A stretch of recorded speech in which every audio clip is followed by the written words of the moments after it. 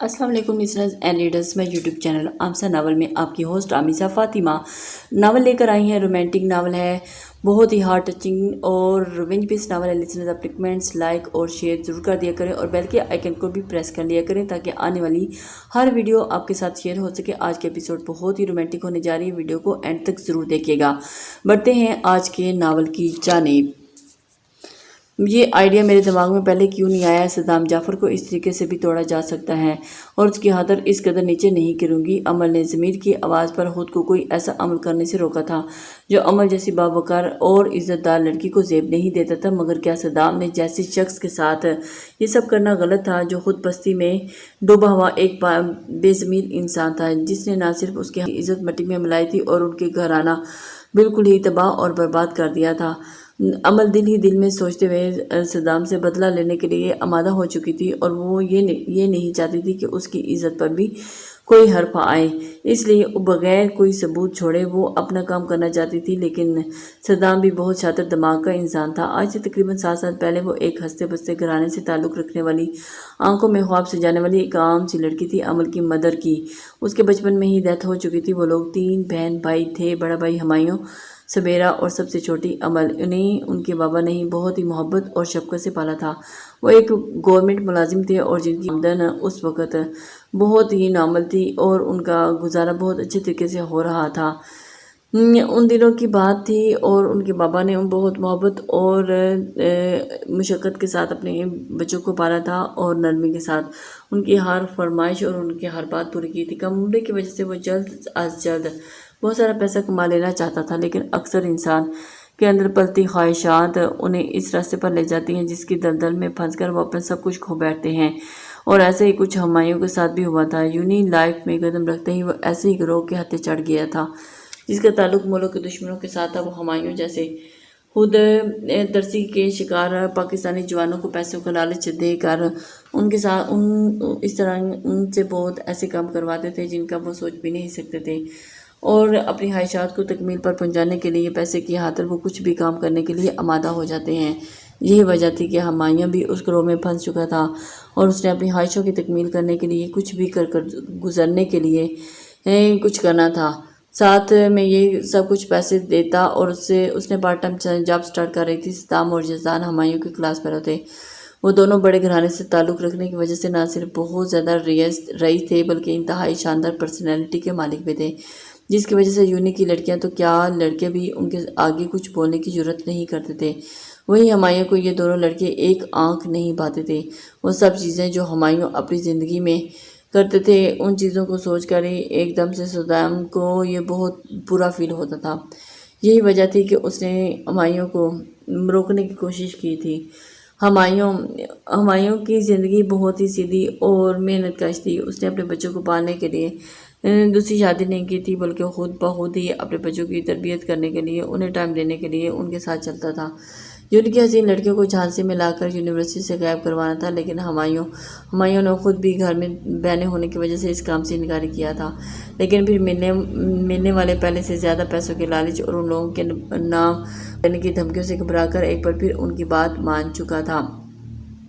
जब उन्हीं दिनों में एक बेइंतहा खूबसूरत लड़की को यज़दान और सद्दाम के साथ यूनी में आते देख कर हुमायूं के दिल में एक उमंग सी जागी थी जिसे वो सोच भी नहीं सकता था। लेकिन फिर भी उसने अपने अंदर बढ़ती हुई एक उमंग को वहीं रोकने की कोशिश की थी, लेकिन ये तो मुमकिन ही नहीं था। हुमायूं ने बहुत कोशिश की थी कि वो उसकी तरफ ना बढ़े, लेकिन फिर भी जिस दिन हुमायूं ने आयशा को कॉलेज से किडनैप करने का प्लान बनाया था उस दिन आयशा की खुशकिस्मती ही थी कि ये उसे सद्दाम ने पिक करने आना था और हुमायूं सद्दाम से इंतकाम लेने के चक्कर में इस कदर अंधा हो चुका था कि वो नकाबपोश साथियों के साथ आयशा को कॉलेज के बाहर घसीट कर कॉलेज में डालते कुछ फासले पर खड़ी सद्दाम की गाड़ी नहीं देख पाया था और इसी वजह से उसने आयशा को अगवा करने के लिए उसकी तरफ बढ़ा था। लेकिन सद्दाम ये सब कुछ देख चुका था। सद्दाम नहीं चाहता था कि हुमायूं ये काम करे। दोस्त होने की वजह से हुमायूं ने सद्दाम से इंतकाम लेना था और उसे अपने इंतकाम की वजह से वो बहुत अंधा हो चुका था। हुमायूं अपनी आदमियों के साथ आयशा को लेकर जैसे ही खुफिया ठिकाने पर पहुंचा, पीछे से आते सद्दाम को देखकर उसकी आंखें शैतानी हियाल से चमक उठी थी। एक तीर से दो शिकार हो चुके वो सद्दाम को मारने के इरादे से आगे बढ़ता जब अचानक सफेरा कहीं से निकल कर आकर उसके सामने आन खड़ी हुई, जिसे वहां देखकर हुमायूं की नज़र में ज़मीन और आसमान घूम गए थे। उसने नफरत भरी जहरीली मुस्कुराहट उसकी तरफ उछाली थी। वो सोच भी नहीं सकता था कि पल भर में बदल जाएगी। हुमायूं की तो सोच में ये चीज़ बिल्कुल भी नहीं थी कि अगर जारी बात मकफ़ात अमल तो दोहराता है। बरसाती नज़रों से उसकी जानिब देखा, लेकिन उन दिनों आए रोज़ होने वाली वारदात की वजह से सद्दाम और यज़दान के पास हमा वक्त अपना लाइसेंस शुदा पिस्टल ज़रूर रहता था, जो आज भी सद्दाम के काम आ गया था। उसे कहते हैं मकफ़ात अमल। जो इंसान दूसरों की बहन बेटियों पर गलाज़त भरी गंदी नज़रें डालता है, उनकी अपनी इज्जत भी महफूज नहीं रहती। सद्दाम को दिल ही दिल में ये ख्याल आया था, और मकफ़ात अमल इतनी जल्दी लौट सकता है उसने कभी सोचा ही नहीं था। सवेरा को देखते ही उसके ज़हन में एक अजीब ही ख्याल आ गया, और अपनी सोच को पनपने के लिए उसने अपनी सोच को वहीं रोकने की कोशिश की थी, लेकिन नहीं, ये कैसे भाई, ये सब क्या कर रहे हैं? आपको ज़रा शर्म नहीं आती?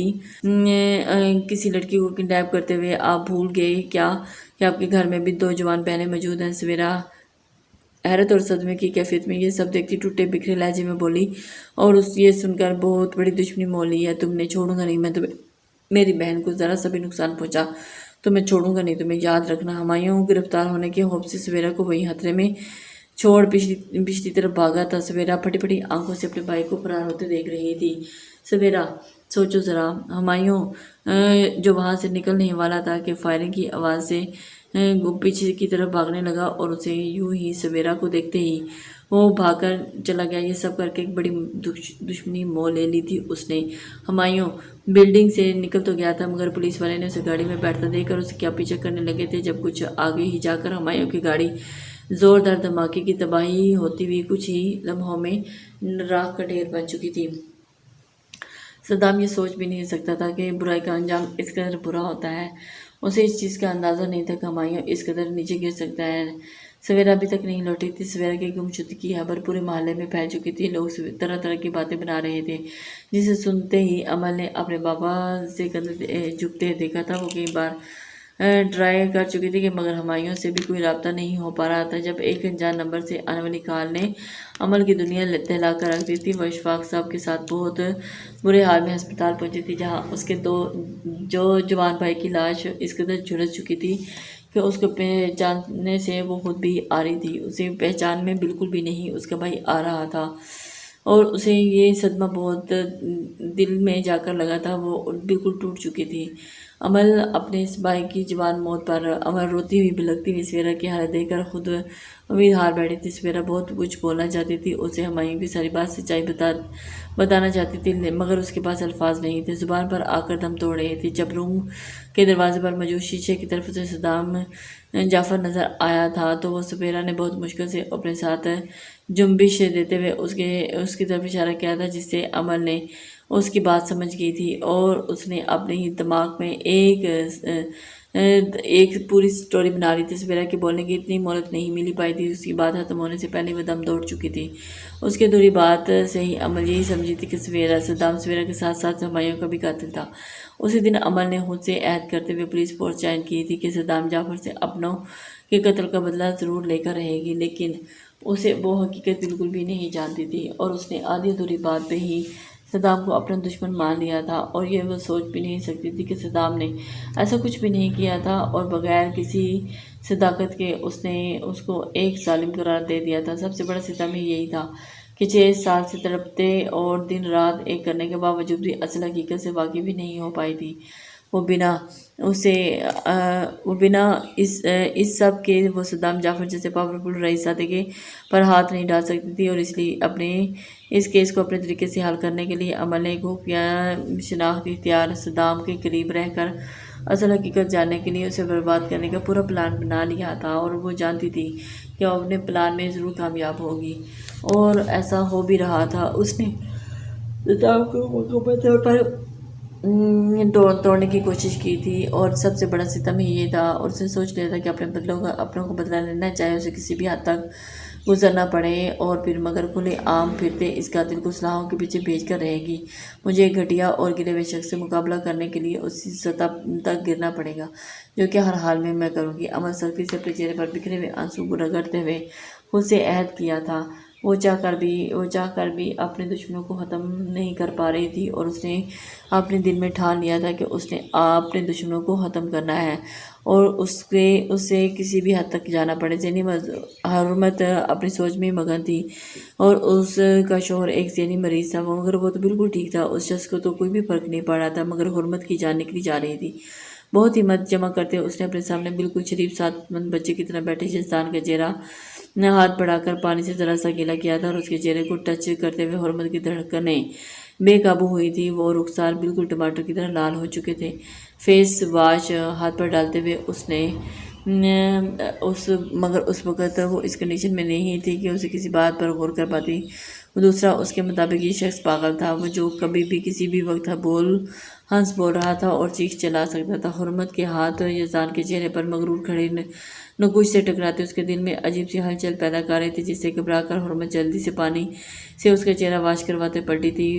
لیکن صرف وہ 2 قدم ہی چل پائی تھی کہ جب اسے ایک کھنچاؤ سا محسوس ہوا تھا اور اس کے اندر دل کی دھڑکنیں تیز ہوتی جا رہی تھی۔ اسے سمجھ نہیں آ رہا تھا کہ اس کے اندر یہ کیسا کھنچاؤ محسوس ہو رہا ہے، لیکن جب اس نے پلٹ کر دیکھا تو یزدان نے اس کے دوپٹے کو پکڑا ہوا تھا اور اسے اپنی طرف کھینچ رہا تھا اور اس کی وجہ سے حرمت اس کے مزید قریب ہو گئی تھی۔ اسے لگا تھا کہ اس شخص کے ساتھ پورا دن رہنا اس کے لیے بہت مشکل ترین ہونے والا تھا۔ اس کے دوپٹہ چھوڑتے ہی حرمت جلدی سے واش روم کی جرم پڑ گئی تھی۔ واپس آ کر وہ پہلے ہی ناشتے کے ٹیبل کے قریب بیٹھا نظر آیا تھا۔ حرمت کی خاموشی سے جا کر اس کے پاس بیٹھ گئی تھی۔ وہ بنا بات کیے وہ ناشتے کی طرف متوجہ ہو چکی تھی اور خاموشی سے اپنا ناشتہ کرنے لگی تھی، لیکن یزدان کو تو پورا دن اس کے ساتھ گزارنا تھا اور اسے اس کی حرکتیں بھی وہ نوٹ کر رہا تھا اور اس کے قریب بیٹھ کر نہ چاہتے ہوئے بھی ابھی دانت پیستے ہوئے اسے پوچھنا پڑا، تم کرواؤ گی مجھے ناشتہ؟ میرے ہاتھ میں درد ہے، میں خود نہیں کر سکتا۔ یزدان کسی ناراض اور پریشان بچے کی طرح بولتا ہوا حرمت کا رہا سا ضبط بھی ختم کر گیا تھا۔ حرمت نے غور کیا تو واقعی اس کے دائیں ہاتھ پر بینڈیج موجود تھی جسے وہ دیکھ رہی تھی اور اسے اندازہ ہو چکا تھا کہ وہ جھوٹ نہیں بول رہا۔ اب حرمت کیا کرے؟ اس کے آگے تو ایک کڑا امتحان کھڑا تھا اور اسے وہ کیسے پاس کرے؟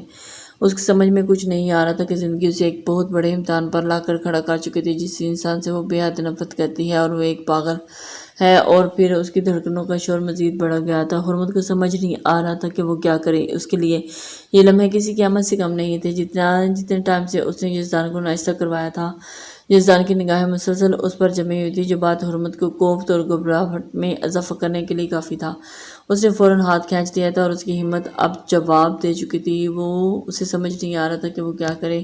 وہ چاہ کر بھی اس کی بات سے انکار نہیں کر پا رہی تھی، لیکن یہ سب اسے کرنا تھا کیونکہ وہ اس کے نکاح میں آ چکی تھی اور نکاح کے 2 بول میں بہت طاقت ہوتی ہے۔ آہستہ آہستہ اس کے دل پر اس کی دھڑکنیں تیز ہوتی جا رہی تھی اور اس کا دل اس کی طرف سے ایک نرم گوشہ پیدا ہوتا جا رہا تھا جو کہ اس کی سمجھ سے باہر تھی اور اسی کشمکش میں مبتلا ہوئی تھی۔ یزدان کے چہرے پر سجے معصومانہ انداز ختم ہو چکا تھا۔ حرمت نے اس کی طرف سے اپنا ہاتھ نکالنا چاہا، مگر اس کی سخت گرفت کی وجہ سے حرمت کو اچھا خاصا حیران کر گئی تھی، لیکن اگلے ہی عمل نے حرمت کو ہلنے کے قابل بھی نہیں چھوڑا تھا۔ تم بہت اچھی ہو، مجھے کھانا کھلانے کا انعام ہے یہ۔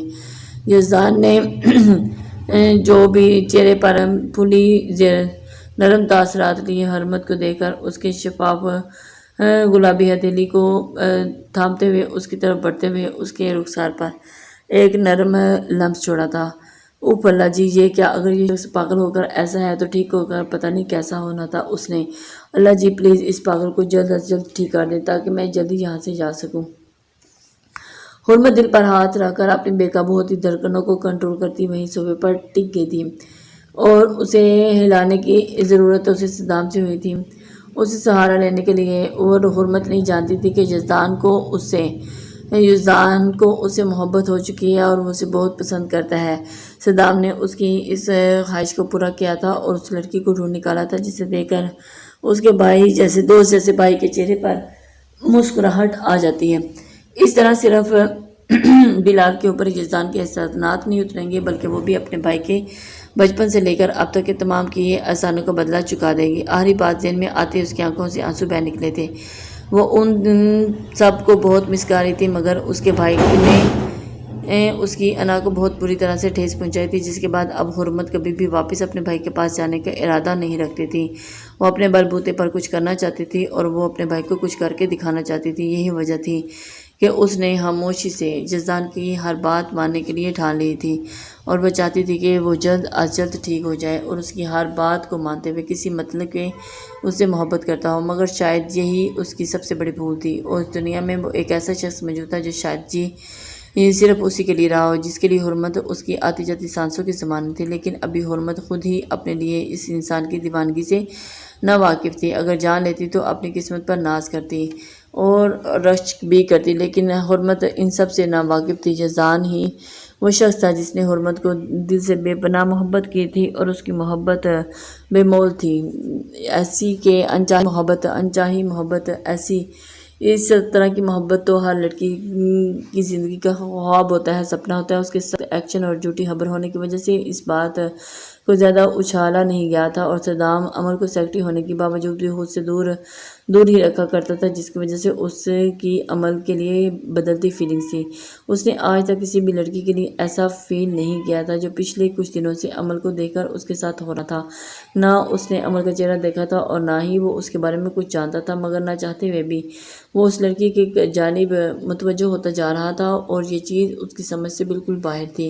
وہ اس طرح لڑکیوں سے فرینک بھی نہیں ہوتا تھا، اور ایک پرسنل سیکرٹری رکھنے کے باوجود بھی وہ عمل کو بہت دور رکھتا تھا۔ اچانک دل میں پیدا ہوتی ہوئی خواہش پر اس نے بیل پر ہاتھ رکھتے ہوئے پین کو اندر سے بلایا تھا، اور خاموشی سے اندر آ کر اس نے آرڈر کے مطابق دائیں جانب موجود گلاس وال کے کرٹنز ہٹا کر واپس پلٹا تھا کہ گلاس وال کے سامنے ہی بیٹھی عمل کا کیبن تھا، جہاں سے صدام آرام سے اسے کام کرتا دیکھ سکتا تھا، اور ہمیشہ کی طرح سر سے لے کر پیر تک خود کو سیاہ چادر میں لپیٹے وہ کمپیوٹر اسکرین پر نظریں جمائے کام کر رہی تھی، اور صدام اسے ہی یکٹک دیکھے جا رہا تھا، اور اس کی نظریں اس پر اس کی تپش محسوس کرتے ہوئے اسے ایک دم سے محسوس ہوا کہ کوئی ہے جو اسے دیکھے جا رہا ہے۔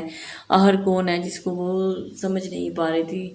عمل کو ایک دم سے شبہ ہوا تھا، اور وہ اپنی اوپر کسی کی نظروں کی تپش محسوس کر رہی تھی۔ عمل جو اپنے کام پر محسوس تھی، وہ خود پر کسی گہری نظروں محسوس کرتے، جیسے چہرہ گھمائے صدام کو اپنی جانب دیکھتا پا کر ایک لمحے کے لیے بوکھلا گئی تھی، جو اسے دیکھنے پر فوراً ہی چہرہ موڑ گیا تھا۔ اوہ، تو لگتا ہے میرا وار نشانے پر لگا ہے صدام جعفر، دیکھنا اب میں کیسے تمہاری زندگی عذاب کرتی ہوں۔ یہ کہہ کر وہ اپنے کام میں پھر سے مگن ہو گئی تھی، اور اسے کس طریقے سے ٹریک پر لانا تھا وہ بخوبی جانتی تھی، لیکن جان بوجھ کر ذرا سا کام نکال کر صدام کے پاس پہنچ جاتی، اور اس وقت علی اسی ارادے سے صدام کے آفس کی جانب بڑھ گئی تھی۔ صدام عمل کے اچانک دیکھنے پر ہوش میں آتے سیدھا ہوا تھا۔ استغفراللہ، یہ کیا ہو گیا مجھے؟ میں کیسے اس طرح سے کسی بھی لڑکی کی طرف گھور سکتا ہوں؟ صدام جعفر گیلانی، اپنے دل دماغ کو جگہ پر رکھو۔ وہ بیچاری ایک شریف لڑکی مجبوری کے تحت میرے پاس کام کرتی ہے، اور میں ہوں کہ اس کی طرف ایسے دیکھے جا رہا ہوں۔ اپنے آپ کو سنبھال کر رکھو، جان بوجھ کر تو ایسا نہیں ہوتا۔ عمل بھی جان بوجھ کر اسے ہی اس کے پاس پہنچی چلی گئی تھی۔ وہ کوئی شریف لڑکی نہیں تھی۔ ایک بار پھر عمل کو اپنے سامنے دیکھ کر صدام پہلو بدل کر رہ گیا تھا۔ سر، یہ کچھ فائلز پر آپ کے سائن چاہیے تھے، آپ پلیز ایک بار پھر ان کو دے کر سائن کر دیں، ابھی ارجنٹ ضرورت ہے ان کی۔ احمد سر کو کلائنٹ کے ساتھ میٹنگ ہے، میں یہ ساتھ لے کر جانی ہے۔ سر کے بال بیٹھے ہوئے اس نے اپنے سر کو ایک جگہ پہ ٹکائے ہی اس کی باتیں غور سے سن رہا تھا، لیکن نظریں اس پر نہیں گاڑ سکتا تھا۔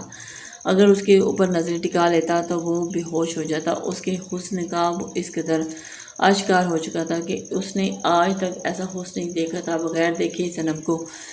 صدام نے ایک بار نظریں اٹھا کر اس کی جانب نہیں دیکھا تھا۔ سر، یہاں پر بھی سائن کرنے ہیں۔ اسے ایک صفحے پر بنا سائن کیے آگے کرتے دیکھ کر عمل نے جلدی سے آگے کرتے اس کی جگہ پر نشاندہی کی تھی، اور وہ سائن کرتا جا رہا تھا۔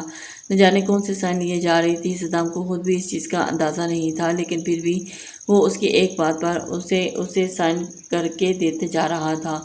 عمل بھی جان بوجھ کر اسے مصروف کر رہی تھی۔ سوری سر، ہم نے ان سب کو بہت روکنے کی کوشش کی، مگر یہ ہماری بات نہیں سن رہی تھی۔ گارڈ صدام کو گھورنے پر سر جھکا کر بولا تھا صدام جعفر تم میرے خلاف اتنی بڑی چال چلو گے میں سوچ بھی نہیں سکتی تھی۔ میرے ہی شوہر کی دوسری شادی کروا کر تم میرے اور اس کے گھر میں داخل بھی روک دیا سکتا ہے۔ وہ اس کی طرف جانب ہوتے ہوئے بہت ہی شور کرتے ہوئے اس کی جانب دیکھ رہی تھی اور عمل یہ ساری باتیں دیکھ اور سن بھی رہی تھی۔ اسے سمجھ نہیں آ رہی تھی کہ یہ کیسا انسان ہے، ایک خوبصورت شخص ہے، اس قدر گھنونے کام کیسے کر سکتا ہے اور اتنے گھٹیا چال کیسے چل سکتا ہے۔ صدام کا سرد چہرہ لہجہ میں دیا گیا جواب فاریہ کے ساتھ ساتھ عمل کو بھی آگ لگا گیا تھا۔ گھٹیا شخص تمیز ہی نہیں ہے، ایسی لڑکیوں سے بات کرنے کی۔ عمل نفرت بھری نظر سے صدام کو دیکھتی دانت پیس کر رہ گئی تھی۔ تم یہ ٹھیک نہیں کر رہے صدام جعفر، اس کا انجام بہت برا ہو سکتا ہے، میں چھوڑوں گی نہیں تمہیں، سوچ لینا، پھر تم اپنے انجام کے خود ذمہ دار ہوگے۔ فاریہ اس کو دھمکاتی بہلاتی پھسلاتی وہاں سے نکل کر جا چکی تھی اور عمل یہ ساری حرکتیں دیکھ کر ایک دم سے حیران ہو رہی تھی۔ اسے فاریہ میں صرف ایک چیز پسند آئی تھی، جو تھی کہ اسے صدام کے لیے بے پناہ نفرت، اسے نفرت میں اپنے کام کے لیے یوز کر سکتی تھی، مگر یہ لڑکی اسے بالکل بھی پسند نہیں آئی تھی۔ سنے okay you idiot girl, Saddam نے خود پر جھکی فاریہ کا بازو پکڑ کر اسے خود سے دور چھٹکا تھا۔ عمل کو شاید یہ آج پہلی بار صدام کا کوئی عمل اس قدر برا لگا تھا اور وہ پھر اسے روک بھی نہیں سکتی تھی۔